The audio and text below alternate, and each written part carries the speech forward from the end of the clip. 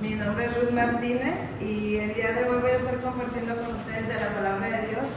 Y el día de hoy, hermanos, vamos a empezar con una pequeña serie sobre Filipenses.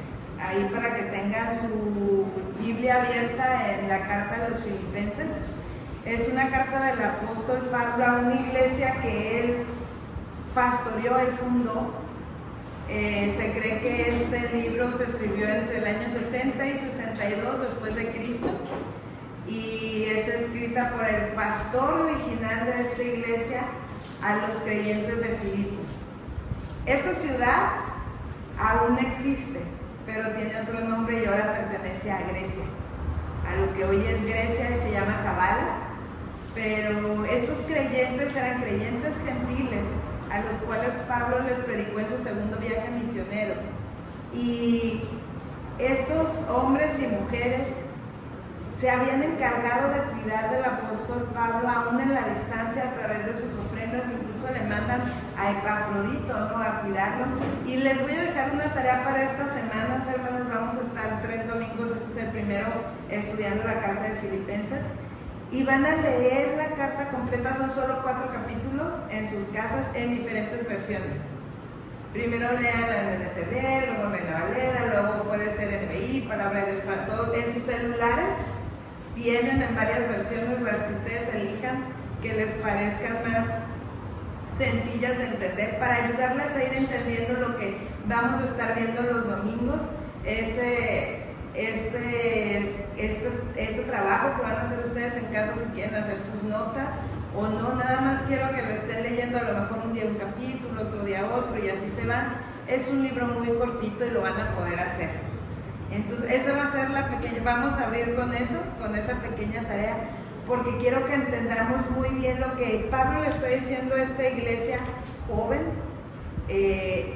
porque esta iglesia conoció a Pablo básicamente en la prisión. Pablo llega a Filipos, ustedes lo pueden ver en Hechos 16. Pablo llega a Filipos y en esta ciudad empieza a predicar, y en uno de esos días ve a una muchacha que todos los días andaba detrás de ellos gritando con el espíritu de adivinación: este hombre les viene a hablar del Cristo, y gritaba hasta que un día lo desesperó y la liberó de ese espíritu que la poseía. Y los dueños se enojaron porque ellos vivían de esta muchacha. Y se enojaron y la metieron a la cárcel. Y estando él en la cárcel, Pablo y Silas, incluso esta historia algunos niños también se la van a saber, Pablo y Silas encarcelados estaban cantando himnos cuando la cárcel es abierta. Y el carcelero famoso se quiere matar porque piensa que todos los presos se escaparon, y entonces Pablo le grita: aquí estamos todos. Inmediatamente este hombre los saca, los lleva a su casa y les dice: ¿qué tengo que hacer para ser salvo? Se cree en el Señor Jesucristo y toda su casa se convierte con él. Y aquí es donde nosotros reconocemos esta promesa: si crees tú y toda tu casa serán salvos, ¿verdad? Y efectivamente, este hombre es rescatado. La primera convertida en Filipos es Lidia, la vendedora de púrpura, y empieza a crearse. Así nace esta iglesia. Esta iglesia nace de la persecución, de la prisión de Pablo, de este carcelero, de esta mujer vendedora de púrpura, de este carcelero y su familia que se convierten después de ver a Pablo liberado. Entonces esta iglesia ya conoció a Pablo en cadenas. Tenerlo encadenado ahora en otro lugar los hace sentirse responsables de su cuidado. Y esta es una iglesia de gentiles. Y vamos a ir ahí a Hechos 26 antes de iniciar. Y quiero que exploren ahí sus Biblias para que no se nos olvide cómo usar la manual. Y se los voy a leer, hermanos. Dice: finalizada la Pascua, subimos a un barco en Filipos de Macedonia, y 5 días después nos reencontramos con ellos en Troas, donde nos quedamos una semana. Y si se fijan, Pablo va a Filipos. En esta travesía Pablo ya se está despidiendo de las iglesias, porque de ahí cae en prisión en Roma. Entonces Pablo ya viene con un recorrido para ahora sí, es la última vez que esta iglesia lo va a ver en persona. Y después el resto de la comunicación es por cartas. Y de ahí pasamos esta carta a los filipenses. Pablo en prisión, se cree que en Roma, pero Pablo estuvo en muchas prisiones, así es que no sabemos exactamente en dónde. Pero esta carta la vamos a iniciar leyendo este primer versículo de Filipenses 1:21. Lo conocemos, yo creo que la mayoría. Lo decimos fácilmente, pero lo vivimos muy difícilmente. ¿O cómo lo vivimos? Dice ahí que dice, para mí el vivir es Cristo y el morir es ganancia. Se dice bien fácil, ¿verdad? Para mí el vivir es Cristo y el morir es ganancia. Pero esta iglesia de los Filipos ya conocía a Pablo. Lo conoció en prisión. Lo conoció viviendo en la cárcel, siendo liberado milagrosamente, y uno de los primeros convertidos es este carcelero, y saben que cuando Pablo lo dice, es real. Saben que Pablo sí está dispuesto, como nuestro Señor Jesucristo, a morir, porque el contexto aquí es que la muerte era lo mejor que le podía pasar. ¿Por qué? Porque se iba a encontrar con su Señor. Se acababa la prisión, se acababa la cárcel, se acababa la persecución, se acababa el cuidar de la iglesia para realmente poder descansar. Para mí el vivir es Cristo y el morir es ganancia. Esta es una invitación a gozarnos ante todas las circunstancias. ¿Por qué? Porque Pablo lo está diciendo desde la prisión, no lo está diciendo desde la comodidad de su casa. Ya me fastidié de vivir, no. Lo está diciendo en una situación que físicamente no era fácil. Nosotros muchas veces pensamos en los autores de la Biblia como que a lo mejor ellos estaban en un lugar cómodo, pero aquí no lo estaba y lo sabemos. Y esta iglesia lo sabía desde un principio, porque lo conocieron en cadenas. Así es que verlo en cadenas constantemente no era una novedad. El apóstol Pablo sabía con quiénes hablaba. Y vamos a ir a los primeros versículos. Yo quiero que sepan, Pablo, a comparación de otras cartas, aquí está hablando, dice Pablo y Timoteo. Ellos están dirigiendo esta carta, porque más adelante les dice que les va a mandar a Timoteo y a Epafrodito a servirles. Pero aquí vamos a ver en los primeros versículos de Filipenses 1 del 3 al 3 y 4. Vamos a ver con qué amor se refiere a ellos. Porque a diferencia de muchas otras iglesias, esta iglesia siempre estuvo al cuidado de Pablo. Le amaban y lo demostraban. Dice, cada vez que pienso en ustedes, le doy gracias a mi Dios. Siempre que oro, pido por todos ustedes con alegría, porque han colaborado conmigo en dar a conocer la buena noticia acerca de Cristo desde el momento en que la escucharon por primera vez hasta ahora. Y estoy seguro de que Dios, quien comenzó la buena obra en ustedes, la continuará hasta que quede completamente terminada el día que Cristo Jesús vuelva. Esta iglesia había sido fiel. ¿Desde cuándo, dice Pablo? Desde que conocieron hasta ahora, y el Señor va a terminar la obra en ustedes, porque se han mantenido, porque usa una palabra. En la Reina Valera dice gozo, aquí dice alegría. Porque esta iglesia había sido perseguida. ¿Saben cómo sacaron a Pablo de...? ¿Alguien recuerda cómo sale Pablo en el capítulo de Hechos 16 de Filipos? Lo expulsan. Después de que las autoridades se dan cuenta que encarcelaron a un ciudadano romano, y no debían encarcelar a los ciudadanos romanos sin un juicio, se disculpan y lo sacan. Son expulsados de la ciudad, él y Silas. Entonces, él sabe que en esta ciudad hay persecución, él sabe que la iglesia está sufriendo, pero esta iglesia está gozosa participando de compartir la buena noticia. ¿Por qué? Porque saben cuál es su fin. Tienen un propósito. Esta iglesia entiende para qué fue llamada. Ahora la pregunta está, ¿cómo entendemos nosotros? ¿Tenemos un propósito? ¿Sabemos que tenemos un propósito? ¿Sabemos cuál es el propósito de esta iglesia? ¿Para qué fue creada?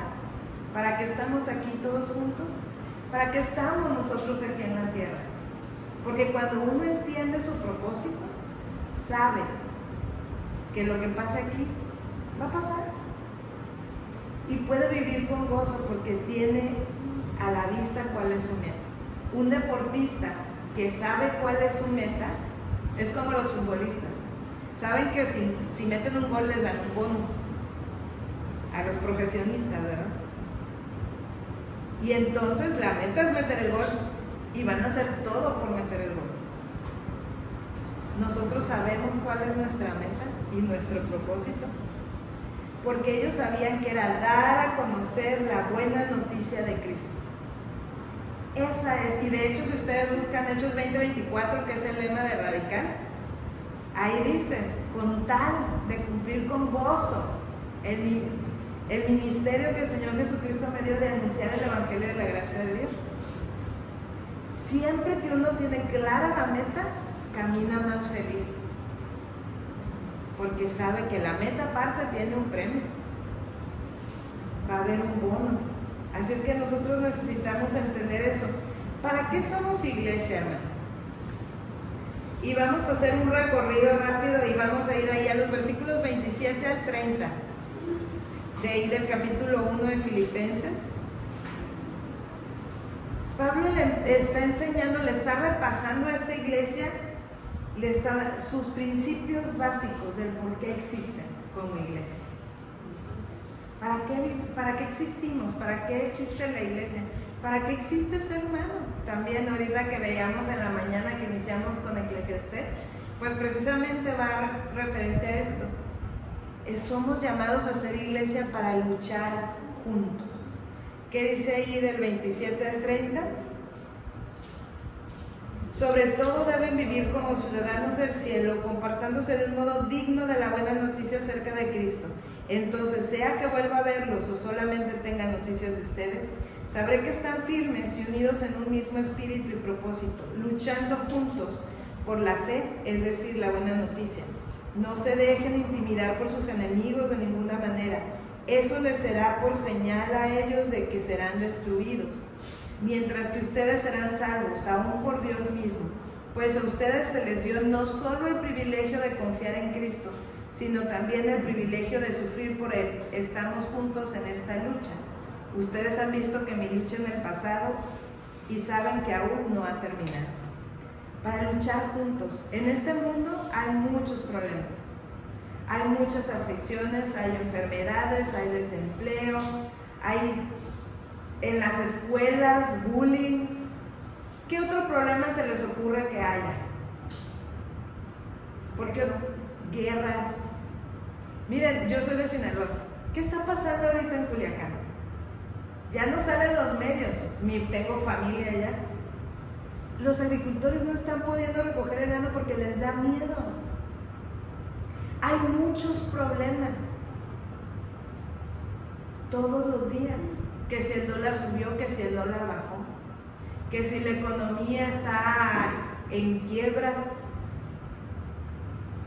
Hay niños sin hogar, hay madres solteras, hay mucho dolor. Y hermanos, si nosotros como humanos nos unimos para luchar juntos, teniendo a Cristo por delante, tenemos una victoria garantizada. Pero si vamos solos, no podemos. Ayer en la iglesia de la 1 veíamos números 11 cuando el pueblo se le revela a Moisés. Y Moisés se lamenta y le dice al Señor, si vas a tratarme así, ya mejor mátame, yo no puedo soportar a este pueblo solo. Y Dios lo único que hace es decirle, selecciona 70 ancianos, tráemelos y el espíritu que está en ti lo voy a dividir en los 70. Porque Dios sabe que no podemos solo. Somos iglesia para luchar juntos contra todas las adversidades.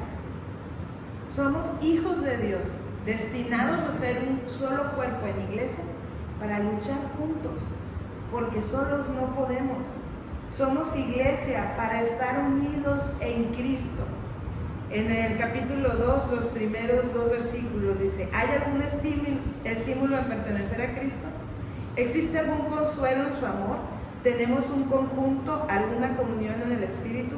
¿Tienen ustedes un corazón tierno y compasivo? Entonces, háganme verdaderamente feliz, poniéndose de acuerdo de todo corazón entre ustedes, amándose unos a otros y trabajando juntos en un mismo pensamiento y un mismo propósito. Amándose unos a otros, unidos, únanse. ¿Por qué?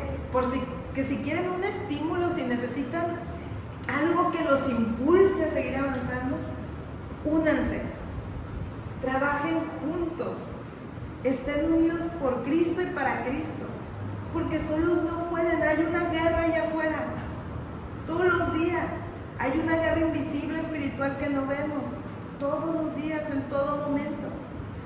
La iglesia de Cristo todo el tiempo está siendo atacada y nos tenemos que defender, pero no podemos solo. No, los ejércitos no son de uno, los ejércitos son multitudes. Y no tenemos que ser 1,000,000. Gedeón venció con 300, contra 100,000. David dijo: vengo en nombre de Jehová de los ejércitos, y con 5 piedras lo logró. Había un ejército atrás y otro adelante. Nosotros no vamos solos, pero necesitamos ponernos de acuerdo en un mismo pensamiento, amándose unos a otros con un propósito, con una meta clara para poder alcanzar la meta. Somos iglesia para ser como Cristo. No podemos solos. Si nuestra meta es parecernos a Cristo, tenemos que ir juntos. En los versículos del 3 al 8, la tarea es grande. Dice: no sean egoístas, no traten de impresionar a nadie, sean humildes. Es decir, considerando a los demás como mejores que ustedes. No se ocupen solo de sus propios intereses, sino también procuren interesarse en los demás. Tengan la misma actitud que tuvo Cristo Jesús. Aunque era Dios, no consideró el ser igual a Dios como cosa que aferrarse.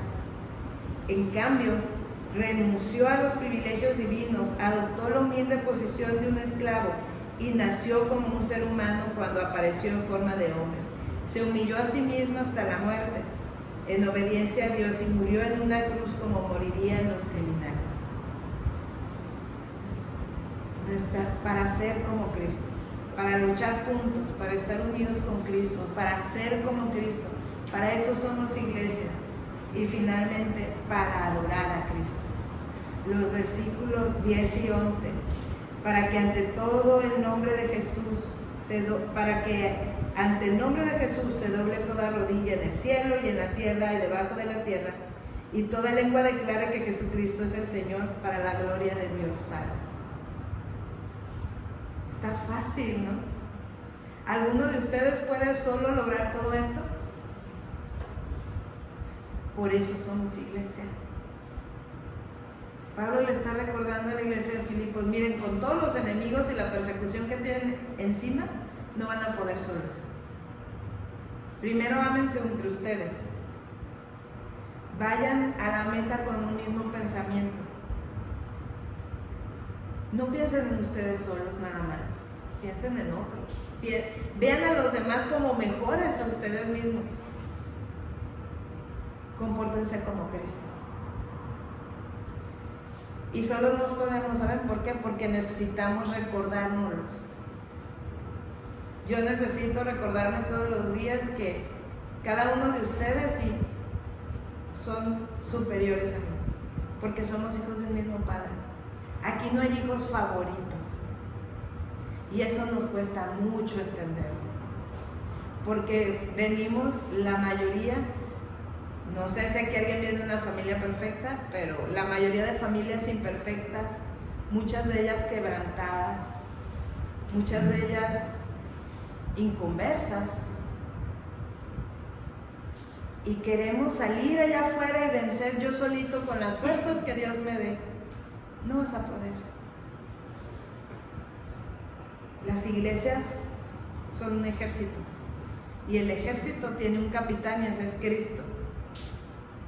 Y nosotros somos soldados, pero un soldado nunca gana de una guerra, un soldado solo. Es el ejército completo, ¿verdad? El ejército que representa una nación, y nuestra nación está ¿en dónde?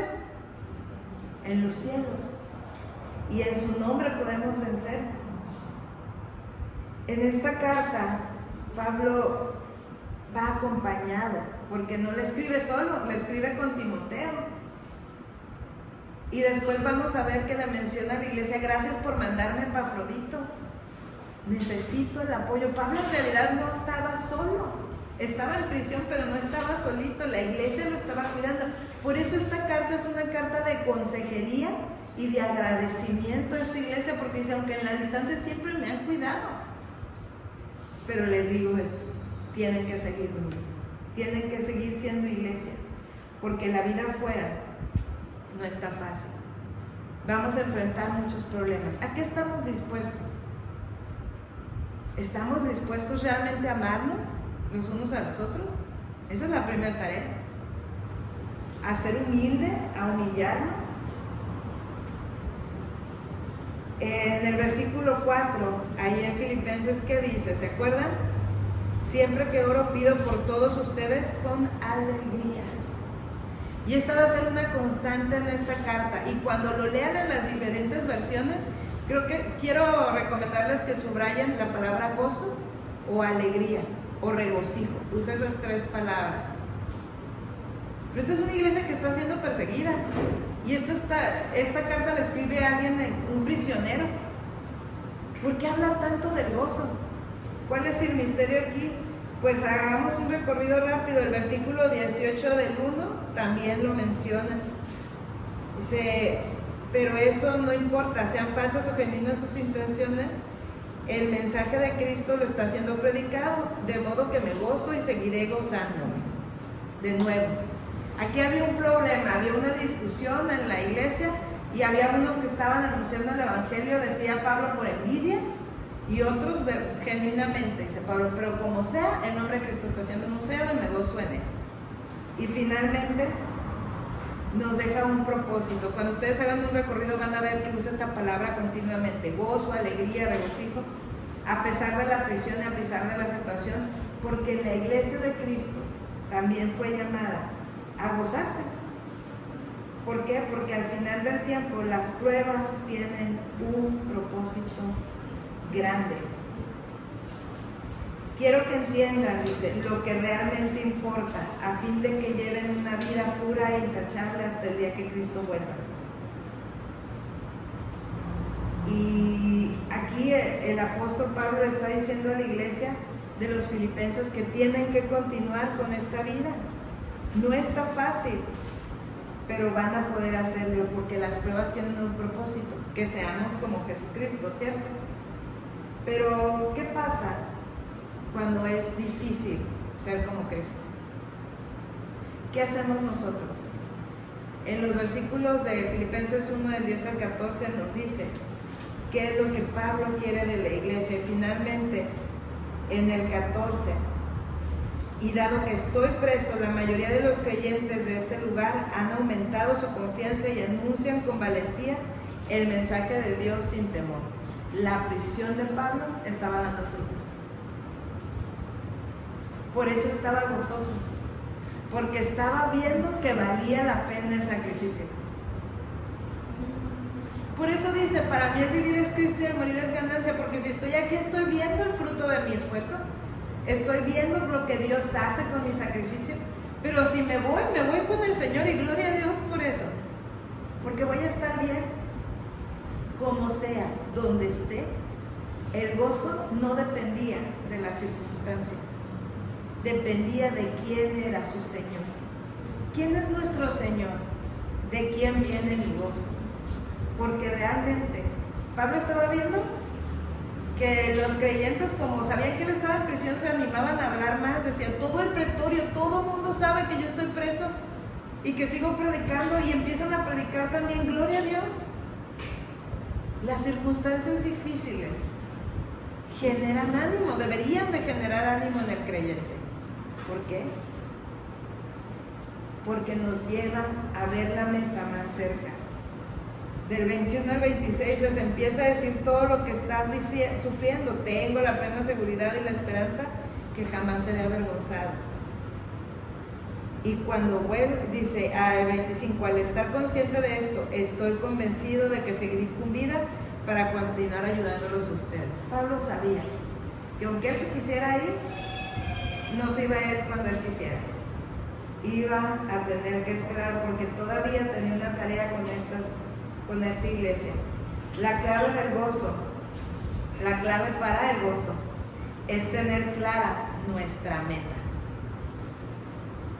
Nuestra meta ya está escrita en la palabra de Dios. Sobre todo, deben vivir como ciudadanos del cielo.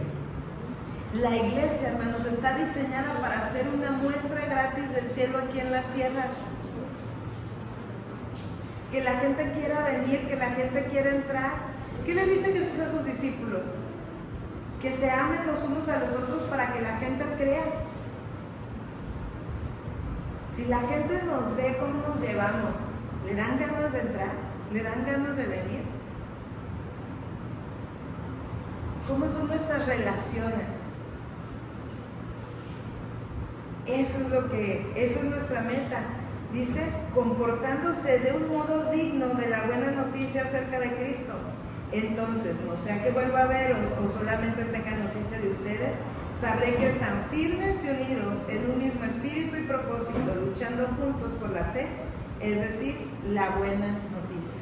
Luchando juntos, de nuevo, luchan juntos, no van solos, unidos. Vamos hacia adelante. Porque nuestra meta es tener la actitud de Cristo, ya lo leímos, la actitud de Cristo es humilde. La única manera de sobrevivir cada prueba que tenemos en la vida es saber que somos tan pequeños que necesitamos la ayuda de Dios. No podemos nosotros. Si la iglesia no se une, no puede. Pero si nosotros no nos humillamos delante de Dios, tampoco podemos. Ser como Cristo es tener la humildad de ponernos en situación de siervo, en posición de siervo. Dios no estimó el ser igual a Dios como algo a lo que se tenía que aferrar. ¿Yo cómo voy a bajar de mi trono? ¿Cuántos de nosotros decimos, no, yo no hago esto en la iglesia porque pues yo soy ingeniero, licenciado, abogado o médico, lo que sea? ¿Cuántas veces no le hemos fallado a Dios? Nos quedamos cortos. Jesús tuvo que enfrentar la muerte de alguien maldito, porque el que era muerto en un madero era maldito. Por eso era tan difícil de creer que Él era el Cristo. Pero esa humildad lo coronó. Así es que la iglesia tiene que aprender a tener la actitud de Cristo. La actitud de, yo puedo ser el rey de Inglaterra, pero tengo a alguien arriba. ¿Sí saben que la realeza de Inglaterra, el rey solo se puede inclinar ante Dios para orar? No se inclina ante nadie más. Aún un rey sabe que hay alguien superior. ¿Nosotros realmente vivimos como si supiéramos que tenemos a alguien superior o tomamos todas las decisiones solitos? Esa es la pregunta. Si queremos pasar por las pruebas como dignos hijos de Dios, debemos entonces amarnos unos a otros. Ahí les puse los versículos donde viene. Trabajar juntos con un mismo pensamiento y un propósito, siendo humildes Y finalmente, lo que debería de ser más sencillo, pero que a veces es lo más difícil: humíllense a sí mismos en obediencia a Dios. En obediencia a Dios. Y miren, el mandamiento es bien fácil: amen a Dios con todo y a su prójimo como ustedes mismos. Está bien fácil, ¿no? Dios no nos hizo la vida complicada, nos la resumió. Dice, miren, en Levíticos viene toda la ley y luego en Éxodo 20 vienen los mandamientos, pero si ustedes logran amar a Dios con todo lo que son y a su prójimo como ustedes mismos, con eso cumplen toda la ley y los profetas. Porque alguien que ama no mata, no roba, no envidia, y todos los demás mandamientos se cumplen con el amor. Pero eso incluye humillarnos y decir, no quiero, no me gusta, a lo mejor no estoy de acuerdo, pero somos un cuerpo, somos un equipo, jalamos juntos para donde mismo, nuestra meta es ser como Cristo, y si requiere que yo venga a limpiar la iglesia, lo voy a hacer. No pasa nada. Si requiere que yo venga a ayudarle a la hermana Magua a limpiar los ventiladores porque están muy altos, no me quita, no importa si soy el director de Pemex, no pasa nada. Cristo era Dios y se hizo hombre. ¿Qué sacrificio podemos hacer nosotros que equivalga al de Cristo? Ninguno. No hay manera. Entonces, ¿cuántos de nosotros estamos dispuestos a hacer esto? A vivir esto. Esta es la enseñanza de hoy, hermanos. Esta es nuestra meta. Nuestro gozo como iglesia y como seres humanos no estará cumplido si no aprendemos a amar y a gozarnos, aún y sobre todo en medio de la dificultad. Porque cuando sabes que en la meta hay un premio, te apuras. ¿Han visto cuántos medallistas terminan todos cojos, casi arrastrándose, pero llegan a la meta? Porque hay una meta, hay un lugar a donde llegar, hay un propósito que alcanzar.